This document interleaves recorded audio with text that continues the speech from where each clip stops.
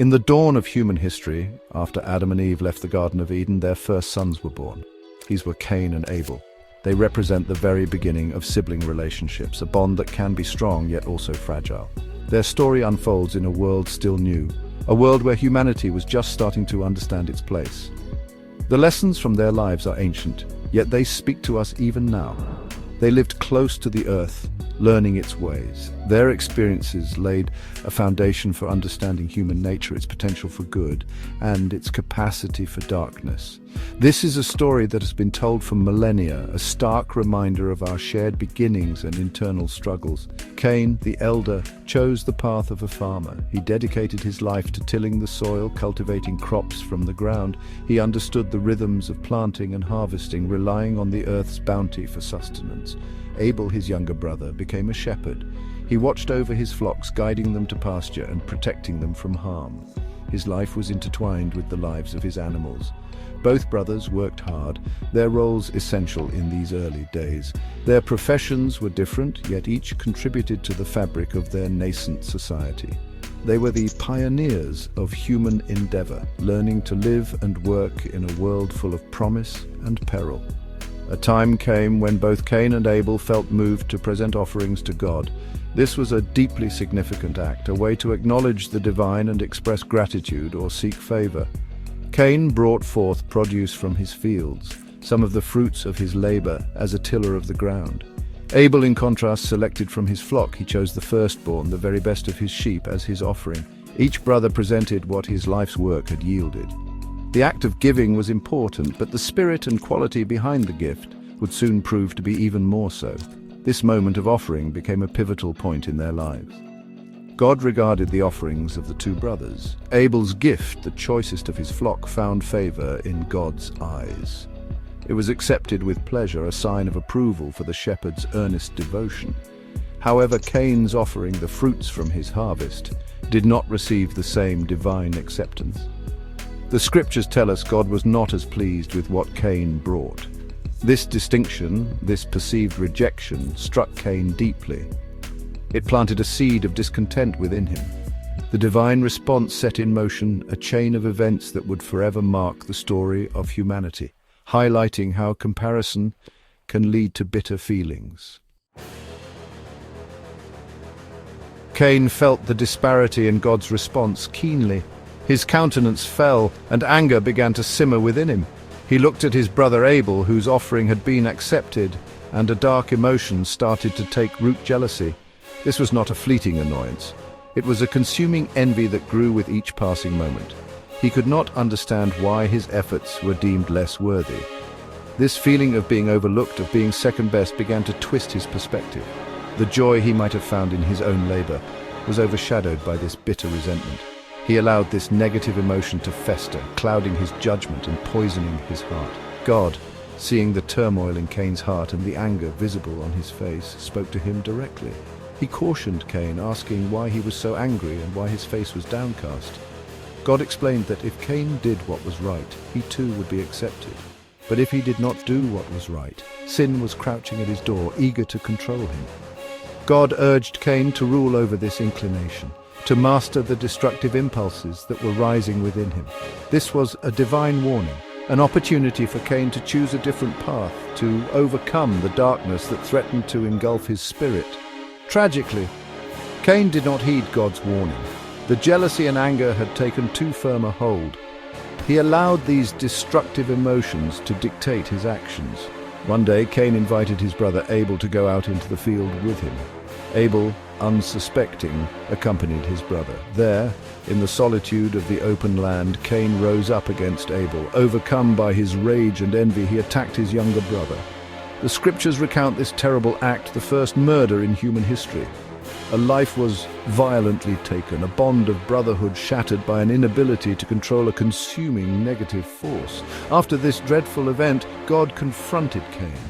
"Where is your brother Abel?" God asked. Cain's response was evasive and defiant. "I do not know," he replied. "Am I my brother's keeper?"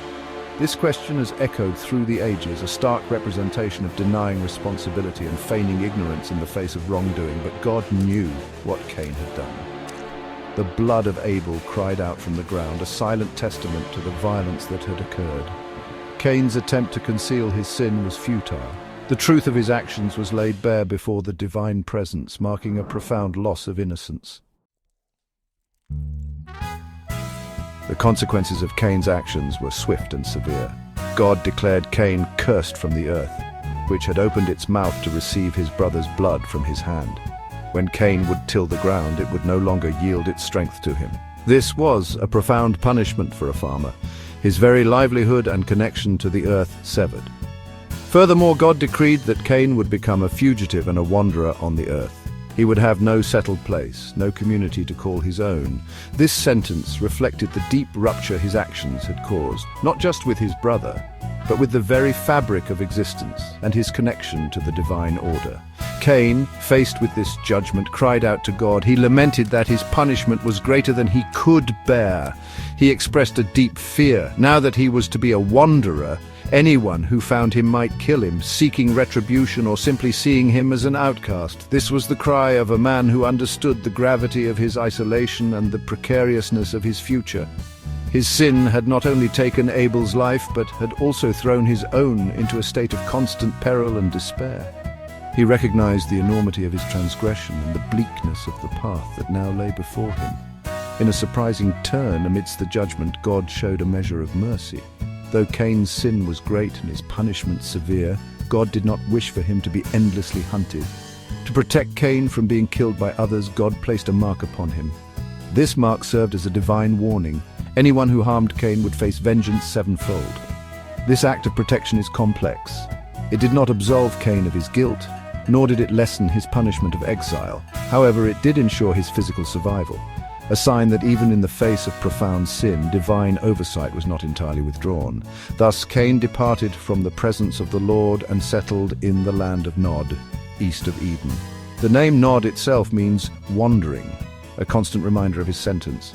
He was separated from his family, from the familiar lands, and from the direct communion with God he had once known. His life became one of exile, carrying the burden of his past and the mark of divine judgment and protection. This part of the story highlights the lasting impact of choices, the pain of separation, and the intricate ways in which consequence and mercy can intertwine in the human experience as perceived through divine justice. The story of Cain and Abel resonates deeply because it speaks to a fundamental human emotion, jealousy. This potent feeling, born from comparison and perceived injustice, can be incredibly destructive if left unchecked. Cain's story is a primordial illustration of how envy can escalate from a hidden resentment to a consuming rage, ultimately leading to tragic violence. Even today in our modern world, we see the corrosive effects of jealousy in personal relationships, professional rivalries, and societal conflicts. The tale serves as a timeless reminder to confront and manage these powerful emotions before they lead us down paths of regret and harm. It urges introspection and a focus on our own path rather than coveting what others possess. Furthermore, the narrative starkly illustrates the theme of consequences. Every action, particularly those that inflict harm, carries repercussions. Cain's murder of Abel did not just end a life. It brought a curse upon him, alienated him from his work, and condemned him to a life of wandering.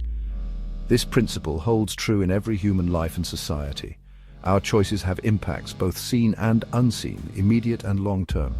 The story underscores the idea of accountability, that we cannot escape the results of our deeds. It teaches that responsibility is paramount and that even a denial like, "Am I my brother's keeper?"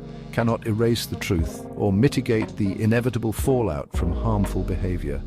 Yet within this grim tale of jealousy and murder, there is a subtle but significant element of divine mercy, or perhaps more accurately, continued divine engagement. God's punishment of Cain is severe, but he does not utterly destroy him. The mark placed upon Cain, while a symbol of his sin and exile, also serves as a protection. This suggests that even in the face of humanity's darkest acts, divine concern is not entirely extinguished. It offers a complex view of justice, one that includes retribution, but also a space for the continuation of life, however burdened. This aspect invites reflection on the nature of forgiveness, protection, and the possibility of existence even after profound failure. Ultimately, the story of Cain and Abel endures because its lessons are timeless and universally applicable. It is more than just an ancient account of the first murder. It is a profound exploration of human nature. It delves into our capacity for intense love and devastating hatred, for devotion and for betrayal. It warns us about the dangers lurking within our own hearts, the sins crouching at our door, and it reminds us of our interconnectedness, that the question, "Am I my brother's keeper?" is one we must answer with a resounding yes if we wish to build a more compassionate and just world. The echoes of this ancient tragedy continue to instruct and caution humanity.